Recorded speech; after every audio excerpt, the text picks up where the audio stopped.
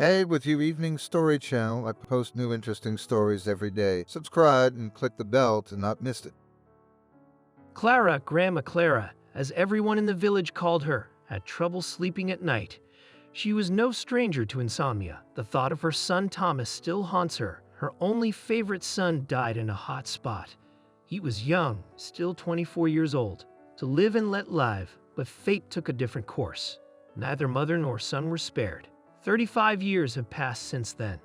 It seems like yesterday. Clara remembers everything down to the smallest detail, how the funeral came, and she sat up overnight and grew 10 years older from grief. How she buried Thomas in a closed zinc coffin. She couldn't even see her son's face. He was burned in a tank during the battle. Clara didn't believe her son was dead. For years, she didn't believe it. Her maternal heart cried out, "He's alive." But the chilling facts said otherwise. The medical examiner's office confirmed that the remains belonged to Thomas. Even a witness to those events is Andrew, the son's friend. They served together, but Andrew was lucky. He survived. Clara tried to sleep, but in vain. Over and over again, she thought of her son who had died prematurely. When finally her eyes began to close, she heard strange sounds outside, slamming of the gate, banging, clattering. At first, she thought it might be the wind blowing at night, but suddenly her ears were cut by a scrap of phrases. She couldn't make out the words, but it was clear that they were human voices. Clara was not a timid person, but her heart sank. What if people with black thoughts were coming here? She lives at the very edge of the village, with no houses around her. Clara was afraid, but not for herself, but for her son. Who's going to look after Thomas's grave if she's gone? So she's not got much time left. Next year she'll be 80 and the grave will be overgrown with moss and weeds. Oh, Thomas, my sorrow, why did you leave me? Her thoughts were interrupted by a loud, shrill knock on the door. Shuddered with her whole body, Clara climbed down from the bed's skinny legs, slid them into her slippers, and swore toward the door. "Who is the quiet voice?" asked she. "Open the old one. If you don't open the door in a good way, we won't leave a wet place from you." The woman opened the door and her face contorted with horror. In front of her stood three big, shaven-headed bandits. Seeing the fright on her face, the men looked at each other and one of them bellowed, "Don't shake, old woman, you're alive. Give us something to eat. There are no houses or stores in your damn village, and we need money. We'll have to empty our coffers. Everybody except money rings. What else you got from the revolution?" Clara didn't falter or waver. The worst thing that could happen to her had already happened in her life. She had the courage to look the bandits in the eye and dare to contradict them. "I have nothing, no money, no diamonds. Don't you have any shame in robbing the elderly? Go away." Burst into a daze of astonishment. "What are you, an old person? I'm going to calm you down. I'm going to calm you down. You asked for it," shouted an intimidating-looking man, apparently the ringleader. He put his hand over Clara's head. The woman clenched into a ball, anticipating the blow. And then suddenly, there was a change in his face. "Where did you get that ring? Who did you steal it from?" She shouted angrily. "It's my son's ring. It is commemorative with engraving. Immediately take it off." From surprise, the man's hand froze in the air and miraculously did not touch Clara's head. The bandits did not expect such a turn of events and were dumbfounded. They looked at the leader. "Man, that old woman is crazy too. Let's clear the house quickly and get out of here," the leader commanded. Clara did not realize the horror of what was happening in front of her eyes, and in her thoughts there was only one ring on the bandit's hand. No matter how many years passed, she would always recognize it. It was Thomas on the ring, was absolutely certain Clara. Her own brother Michael was a prominent jeweler in these parts. He made 2 rings as a keepsake. Gloves, one for husband Clara Stephen, 15 years deceased, and the other for son Thomas. The rings are gold and engraved by a master craftsman. Clara didn't approve of these gifts, not the business. Michael came up with it. "Come on, you're just like city women, wearing rings, taking off that bling," she'd often said, but they wouldn't listen to her. Not Stephen, not Thomas. They'll never find Stephen's ring. It's gone with him to the next world, but the Thomas ring is on the bandit's hand, so the son is alive. He didn't die in battle. Clara wanted to believe it so badly that she would do anything to find her son. She rushed to the bandits in the hall. "Please, by God, take whatever you have. I don't want anything. Just give me the ring. It's not yours. It's the son of my spell. Tell me, where did you get it?" But no amount of persuasion worked on the insolence. "Let's get away from this crazy woman. She's not herself," said the ringleader and rushed to the door. The other bandits came out after him. Guiltily squinting at the old woman, Clara cried the rest of the night, barely waiting for dawn. In the morning, overcoming a headache, she tried to eat at least a piece of bread to keep herself on her feet. Suddenly, there was a timid knock at the door. "Clara, may I come in?" Immediately, a woman of about 60 years of age and good looks entered the room. She immediately noticed the mess, scattered things, overturned chairs, which never happened at Clara, the model hostess. And of course, she saw Clara's crying face. "Oh my God, what's wrong, Clara?" the woman exclaimed. She splashed her hands. The old woman looked at her, barely holding back. A new flood of tears. "Robbers. They attacked me. Jenna, gold and diamonds we're looking for, but do I have them? They took the money." Jenna ran to Clara in terror, hugged her tightly. "But how can it be, my dears, in a time of peace? Such lawlessness is going on. You're lucky to be alive. I'll call the police now." The woman immediately pulled out her cell phone. "Wait, Jenna. I want to tell you something. I know for sure now. Mike Thomas is alive." And Clara told her what she'd seen at one of the bandits' house. Jenna, of course, didn't believe it. Well, there could be no such fateful coincidences. Clara was grasping at any straw to make sure that her son was alive. Ever since she had buried Thomas, her soul had not found peace. She couldn't come to terms with her son's death, and she wasn't the only one. Jenna was Thomas's classmate and then became his fiancée. Their mutual sympathy arose in school and soon grew into love. Svetlana's parents were wealthy people with their own business, which every year flourished and brought a lot of profit. They did not want their only daughter to marry a hungry rural, dismissing as they considered Thomas. Andrew, on the other hand, was another matter. An enterprising young man, not without ability. He persisted in his courtship of Jenna, but Jenna was adamant. She dreamed of marriage to Thomas. The girl's parents, in order not to lose their daughter, did not give her ultimatums, but in every possible way delayed the wedding when Thomas died. Jenna did not find a place from grief, and her parents, on the contrary, were secretly pleased that so successfully got rid of an inconvenient fiancé. And when at last Jenna, 5 years after Thomas's death, decided to marry Andrew, her wealthy relatives rejoiced that they had succeeded. Jenna was then very embarrassed in front of Clara. "I'm embarrassed. Aunt Clara is guilty in front of you," Jenna said, lowering her gaze. "But I have children to have. I'm of age." "I understand, Jenna." The woman supported her. "Thomas is not coming back. You need to move on with your life. Sure, have your own life. But Jenna and Andrew never made love. No children either. And their relationship in recent years has become, to put it mildly, chilly. Evil tongues say that Andrew changes young mistresses like gloves and is going to snatch the whole business from his wife in order to divorce her. Jenna herself suspected a lot of her husband, but because of his natural softness turned a blind eye. Clara, Jenna always respected, appreciated, and visited her constantly. For her, she had become a family member forever. And today Jenna, sensing danger, came to Clara, and as it turned out, for good reason. "Jenna, I heard that there is such a procedure where they open the coffin, and then on the bones to analyze whether it is your relative or not," said the woman. "It's called exhumation." "But why, Clara? Will they give us permission to do it?" "It's been so many years." Jenna wondered. "It's okay that it's been years. I'm still here in this world, and if my son is alive, I'll see him before God. Jenna, you find out where you need to go to get that authorization, and I'll go to my feet, but I'll get the paper." Seeing Jenna dumbfounded, looking at her, the woman said, "Yes, despite me being mentally ill, there's nothing wrong with me." Jenna walked away from Clara, concerned and with a heavy heart. Is it necessary to rake up the past again? Thomas, no. And nothing and no one can bring it back. She returned home, and as soon as she turned the lock on the door, she heard her husband's disgruntled voice. "You've been dragging that old purse around again, and I have to sit without breakfast. She's a good wife. There's nothing to say." It's a pity that this vile old bandits did not finish such vile speeches. Svetlana shook, but she restrained her anger and asked, "How do you know that Clara was attacked by bandits?" Andrew grinned wickedly. "How do I know? The whole village knows. A lot of people are pointing at her and saying she's crazy, crazy on stage. I understand the grief, but you're buried and get over it.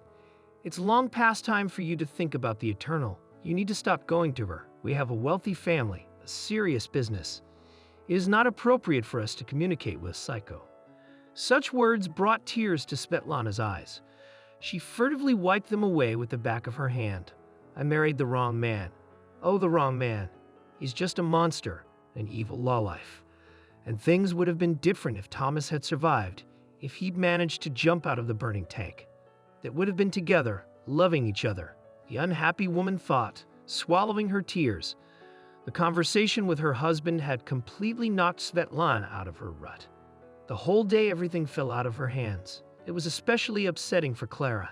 In the evening, Jenna decided to help the old woman not only in word, but also in deed. May her actions to find her son in decades to come not be believable, but Clara is a mother. That justifies everything. She herself will achieve the exhumation of Thomas's grave and will not make Clara to dozens of offices. The next day, Jenna got down to business, without telling her husband, of course. That's a hard thing to ask for. Everywhere met me and indifferent to other people's grief, the face of officials, for whom the main thing is to get a salary and a bonus in the quarter. But Jenna stubbornly went ahead, despite the ridicule and misunderstanding. She was rebuffed. She asked again and got her way, despite her husband's disapproval. She visited Clara every day, asking about her health and telling Jenna the latest news.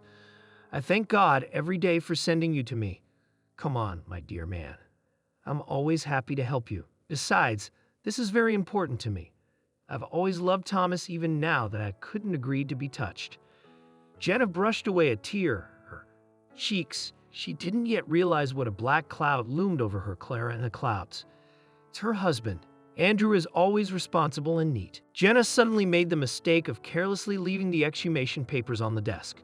When Andrew happened to see them, he broke out in a cold sweat. He shook with anger that she allows herself shamelessly, and even without my consent. "I will find a solution for you," shouted Andrew indignantly. With trembling hands, he took the phone and dialed one of the many numbers, as he said, for all occasions. "Michael? Hey, buddy, I recognize you. Yeah, it's me, Andrew. I really need your help. Jenna's talking to a mentally ill old lady. I'm starting to worry about her mental health. We should have her isolated, at least for a while." "No, not the wife, the old woman. No, she's got no relatives. You do it. I'll pay for any additional costs. You know me, I won't be in debt." Andrew told everything as if in one breath and calmed down only when he got the consent from his friend. Returning home that evening, Jenna was amazed. A sumptuous dinner was languishing on the table and a bottle of champagne had just come out of the refrigerator. Candles were burning. "Are we having a party?" Jenna asked, perplexed. "It's just a romantic dinner. I can give my wife one once a year." "It's a nice surprise," Andrew smiled. "You didn't have to, but thank you." Andrew, trying to put on an artificial smile, replied Jenna. Her relationship with her husband has long since settled, and no romantic dinner will not help her. But she'll pretend, as always, that everything's fine, and that's not all. "Look what I got," Andrew said mysteriously, pulling a brightly colored envelope out of his pocket. "It's a voucher for you to stay for 7 days in a super modern complex. You're already beautiful, and you'll be even better." With these words, Andrew handed the envelope to his surprised wife and kissed her hand. "Andrew, the trip is tomorrow. What is the other would be happy. You have plenty of time to get ready." Of course, Jenna was unaware that the holiday dinner, the trip, the compliments that her husband had been paying for 100 years. Didn't say only the entourage means to realize Andrew's dirty plans. Time on the trip stretched unbearably. The long, endless procedure did not calm Svetlana. On the contrary, she was tense as a spring. The state of inexplicable anxiety did not leave her, and cats were scratching at her soul. Intuition suggested that something bad had happened. Unfortunately, the woman's premonitions had not deceived her. Andrew had done what he wanted to do. Dropping her things in the hallway, Jenna hurried out. Clara came across a large rusty lock on the door. She froze. Feeling resentful and horrified, she realized that Andrew had brazenly deceived her, and that only made the hard touch worse, and it was already back. Through his teeth, the man muttered, collapsing in a chair with a can of beer. Jenna was so furious that she was ready to pounce on her husband with her fists, but only shouted angrily, "Where's Clara? Where did you put her?" Andrew breathed in a face burning with the smell of booze and laughed. Where a crazy old woman in a madhouse should be. What he heard made Jenna go pale, and like death, for a few seconds her breath even caught. And then wheezed they in their own voice, "You are not a human being. You are a monster made up of evil, greed, and hatred. You had no right to turn Clara into the mental hospital. You'll go to jail for this." Then Andrew jumped up from his chair, splashed the rest of his beer on his pants, and hissed, "Don't you dare threaten me. Otherwise, I'll put you in the nut house too. You'll sit there with your old lady." Jenna could no longer be in the apartment with this man, could not breathe the same air with him. She just didn't understand how she'd lived with him for decades. But all patience was exhausted. What Andrew had done now was the last point in their relationship. The woman rushed outside with her face wet with tears. She didn't know where to go or what to do. When she remembered Clara, her heart bled and her fingers clenched into fists.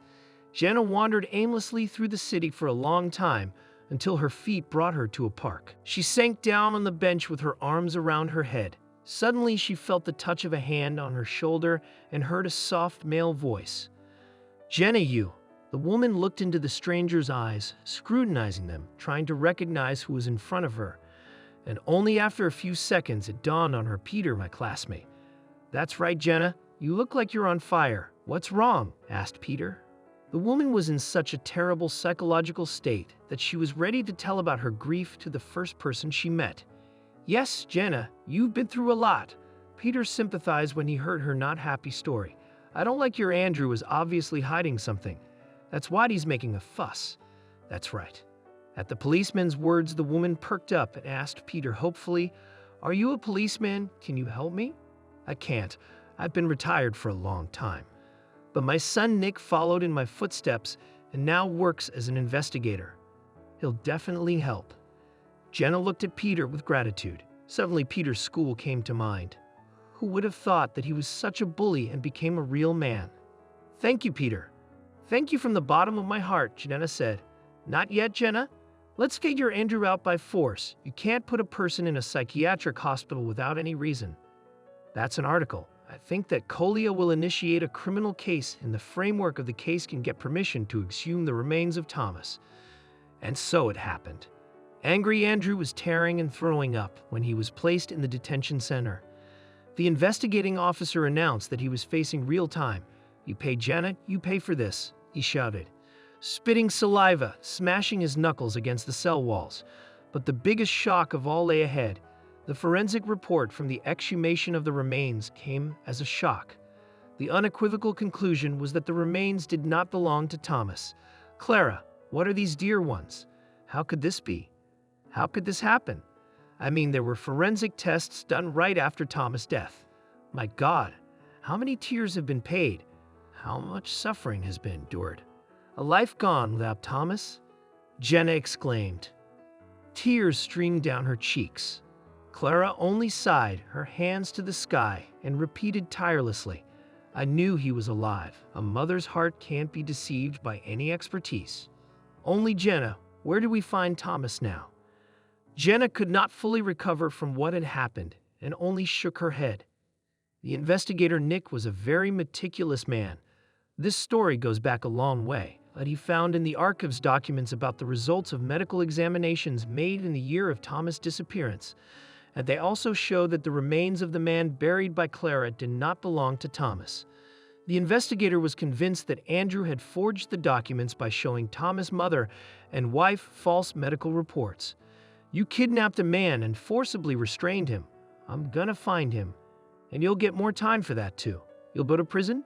In an icy tone, the coroner said, "Oh, no threat. I got nothing to lose now. No one kidnapped your Thomas or forcibly kept him in a nursing home. He lives and doesn't remember anyone. Not his mother, not me, not his fiancée. Do you want me to tell you what happened? You'll break your head, but you won't guess. I wanted to marry on Christmas Eve, but not for love, but for her father's money. And that little Thomas was hanging around, and Jenna fell in love with him. But I didn't give up hope. And then the opportunity came up. We'd been sent to a hot spot together. We were tankers. I'll never forget that battle. A lot of our men were killed. One tanker was almost completely burned. It was impossible to recognize him. Thomas was badly concussed. He couldn't even remember his name. And then he lost consciousness. And that's when I had a lightning plan in my head. Thomas always carry a form of identification with him. If he goes missing, they'll find him. I took his ID from him and put a burnt tanker underneath. That's all.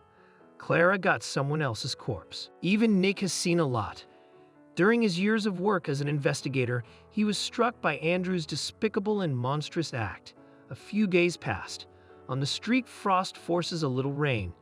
Two women, after a 2-hour journey in a bus, approached the building of the nursing home. "Follow me," in a stern voice, said the woman in a business suit who greeted them. Apparently, the director of the facility. They walked down a long, narrow corridor and finally stopped outside one of the rooms. "Come in, socializing," said the director, and left. On the bed sat a skinny, long-limbed man who looked much older than his years. It was almost impossible for Jenna to recognize in him her beloved Thomas, the cheerful, handsome guy. Clara immediately recognized the man as her son Jenna. "He's my son, Thomas." His eyes, nose, lips, chin aged as his son. The man stared blankly at the women. Clara took his hand and said, "Don't remember me, son. I am your mom, and this is Jenna, your fiancée." The man only shook his head negatively. "It's no trouble, son. It's not a scary thing. It's scary to come to your grave, but you're alive. So everything will be all right. Let's go home. Home and walls heal." After these words, the man's gaze disappeared. He gripped his mother's hand in his own, never to let her go again.